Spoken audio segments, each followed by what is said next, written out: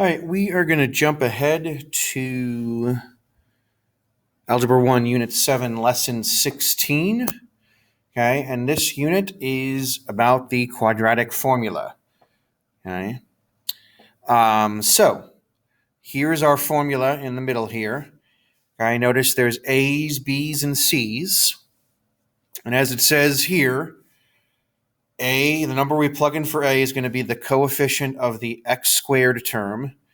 B is going to be the coefficient of the x term, and C stands for constant. C is the constant term, so that's going to be the number that we plug in for C. Okay. Notice it also says in the lesson notes that the equation must be set equal to 0. If it is not set equal to 0, you need to rewrite it so that it is set equal to 0. Okay, so if it's not set equal to 0, then you need to rewrite it so that it is set equal to 0. Okay, so let's take a look at our first example. Okay, I'm going to show you how the formula works by going through the example. So that is the formula right there. Okay, so x squared plus 7x plus 12 equals 0.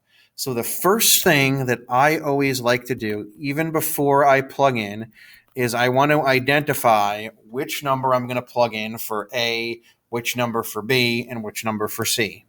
So going back to the PowerPoint, A is the coefficient of the x squared term.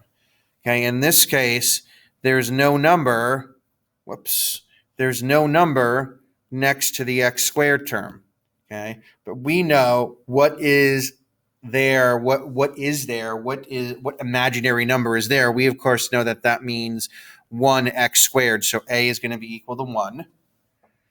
Okay, B is the coefficient of the x term, so the coefficient of the x term in this case is 7, and C is the constant term. Okay, well, the constant term in this case is 12. So when I plug into the formula, I'm simply going to plug in 1 for A, 7 for B, and 12 for C. So let's do that.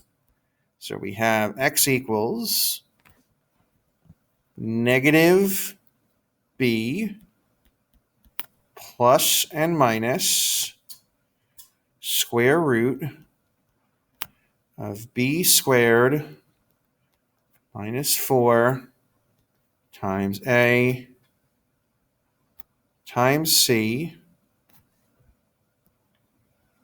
over 2 times A. So I simply replaced all the A's with 1s, all the B's with 7s, and all the C's with 12s. Let's go ahead and simplify this. So we have negative 7 plus and minus square root of 7 squared. 7 squared is 49. Okay. And then after that I have, remember that minus, even though it's subtraction, it also means negative. So negative 4 times 1 times 12, use a calculator if you need to. Negative 4 times 1 times 12 is negative 48. Over 2 times 1. That's easy. That's 2. Okay. Let's continue simplifying. So negative 7 plus and minus square root 49 minus 48 is 1 over 2. Let's continue. Negative 7 plus and minus square root of 1. We know the square root of 1 is 1 over 2. Now I'm at a point where I can go ahead and actually calculate my answer, but I have to calculate it twice because of the plus and the minus. So negative 7 plus 1 is negative 6 divided by 2 equals negative 3. So that's one of your solutions. Negative 7 minus 1 is negative 8 divided by 2 is negative 4.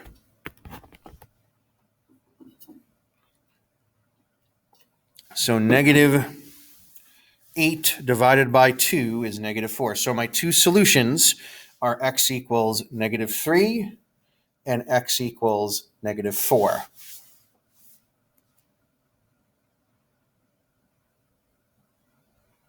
All right. Let's look at number 2. Okay, x squared plus 4x minus 5 equals 0. Once again, I'm going to identify my A, my B, and my C. A is the coefficient of the x squared term. So that's going to be this imaginary 1 that's out front there. Okay, B is the coefficient of the x term. So that is 4. And C is the constant term, which in this case is a negative 5. That subtraction means negative. Okay, so let's go ahead and plug in to the formula again. So I have negative B plus and minus square root B squared minus 4 times A times C divided by 2 times A.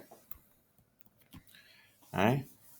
And that's the thing with the formula. Even though it's a complicated formula, once you plug in, it's basically, I call it plug and chug. You're going to plug in and just keep simplifying as much as you can until you get down to the answer. So I have negative 4 plus and minus, okay, 4 squared, okay, that's 4 times 4, that's 16. And then I have, and let's be careful here, negative 4 times 1 times negative 5. So negative 4 times 1 times negative 5 is going to be a positive 20. So that switches that to plus. Divided by 2 times 1. Okay. Continuing, negative 4 plus and minus square root 16 plus 20. 16 plus 20 is 36. Divided by 2. Okay, keep going. Negative 4 plus and minus the square root of 36, okay, is 6. And now I can go ahead and calculate my answers with plus and with minus. So negative 4 plus 6 is 2, and 2 divided by 2 is 1. And on the other end, we have negative 4 minus 6, which is negative 10, divided by 2 is negative 5. So my two solutions are x equals 1 and x equals negative 5. All right. Last one on number 3. Obviously, the major difference with number 3 and the reason why I want to do this example is notice I actually have a coefficient other than 1 next to x squared. So when I identify my A, my B, and my C, A is the coefficient of the x squared term. That's going to be 3. B is the coefficient of the x term. That's going to be negative 10. And C is the C is the constant term, and that is negative 8. So I'm going to plug in 3 for A, 2 for B, or 3 for A, negative 10 for B, and negative 8 for C. So watch what happens when I plug in. So I have negative B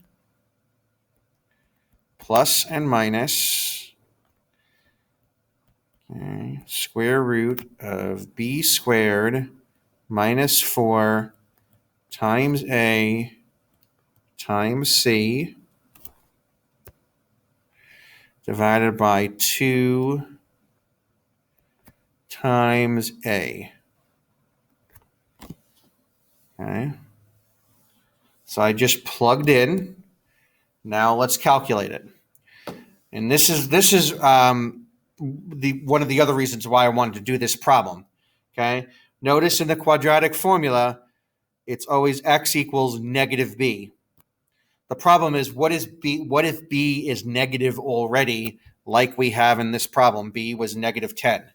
So negative b is actually going to be negative 10. What is negative 10? That's just positive 10. So be wary of that. When you have a b value that is negative, like it is here, when you do negative b, that's really going to be negative 10 in this case. Okay. Let's continue. Negative 10 squared. That's negative 10 times negative 10. That's going to be positive 100.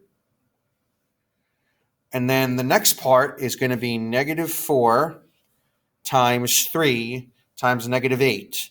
You may have to use a calculator, and there's no shame in doing that, but negative 4 times 3 times negative 8 is going to be a positive 196.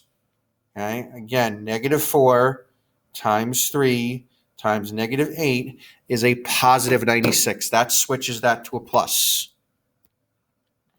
Divided by 2 times 3. So that's 2 times 6. Okay, let's continue. 10 plus and minus square root 100 plus 96 is 196. Okay, over 6.